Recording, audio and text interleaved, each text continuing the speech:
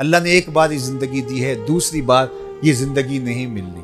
ये तजर्बात की भीड़ ना चढ़ाएं और अपनी तमन्नाओं की भीड़ चढ़ा के जिंदगी की कीमती घड़ियों को बर्बाद न कर दें। इस जिंदगी को खूबसूरती से गुजारने वाले के बताए हुए उसलूब के मुताबिक गुजारें, जिनके उसलूब जिंदगी को स्वाय हसना करार दिया है।